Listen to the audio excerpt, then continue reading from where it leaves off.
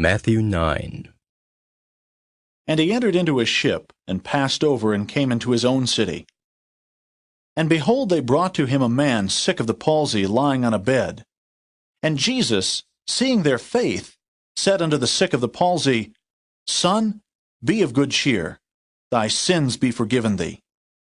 And behold, certain of the scribes said within themselves, This man blasphemeth.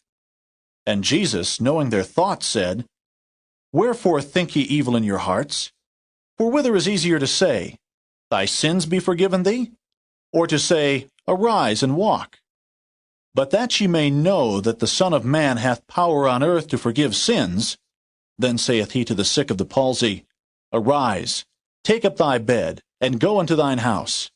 And he arose, and departed to his house. But when the multitude saw it, they marveled, and glorified God, which had given such power unto men. And as Jesus passed forth from thence, he saw a man named Matthew sitting at the receipt of custom.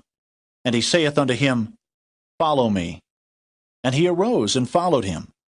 And it came to pass, as Jesus sat at meat in the house, behold, many publicans and sinners came and sat down with him and his disciples. And when the Pharisees saw it, they said unto his disciples, Why eateth your master with publicans and sinners? But when Jesus heard that, he said unto them, They that be whole need not a physician, but they that are sick. But go ye and learn what that meaneth, I will have mercy and not sacrifice. For I am not come to call the righteous, but sinners to repentance.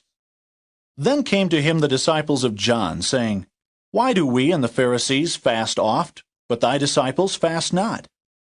And Jesus said unto them, Can the children of the bride chamber mourn, as long as the bridegroom is with them? But the days will come, when the bridegroom shall be taken from them, and then shall they fast.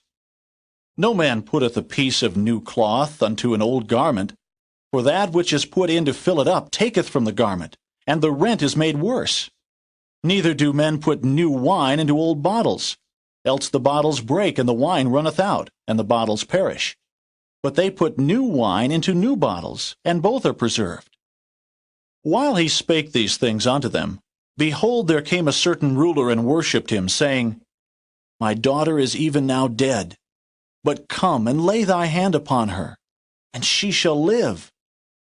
And Jesus arose and followed him, and so did his disciples.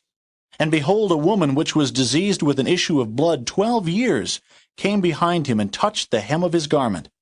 For she said within herself, If I may but touch his garment, I shall be whole.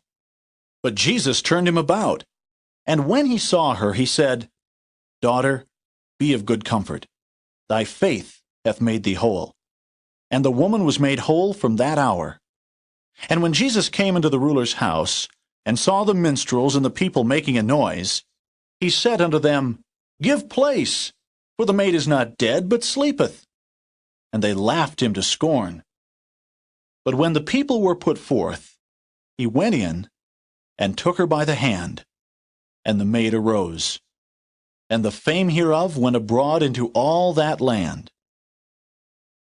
And when Jesus departed thence, 2 blind men followed him, crying and saying, Thou Son of David, have mercy on us. And when he was come into the house, the blind men came to him. And Jesus saith unto them, Believe ye that I am able to do this? They said unto him, Yea, Lord. Then touched he their eyes, saying, According to your faith be it unto you. And their eyes were opened. And Jesus straitly charged them, saying, See that no man know it. But they, when they were departed, spread abroad his fame in all that country. As they went out, behold, they brought to him a dumb man, possessed with a devil. And when the devil was cast out, the dumb spake. And the multitudes marveled, saying, It was never so seen in Israel. But the Pharisees said, He casteth out devils through the prince of the devils. And Jesus went about all the cities and villages, teaching in their synagogues, and preaching the gospel of the kingdom, and healing every sickness and every disease among the people. But when he saw the multitudes, he was moved with compassion on them, because they fainted and were scattered abroad, as sheep having no shepherd. Then saith he unto his disciples, The harvest truly is plenteous, but the laborers are few. Pray ye therefore the Lord of the harvest, that he will send forth laborers into his harvest.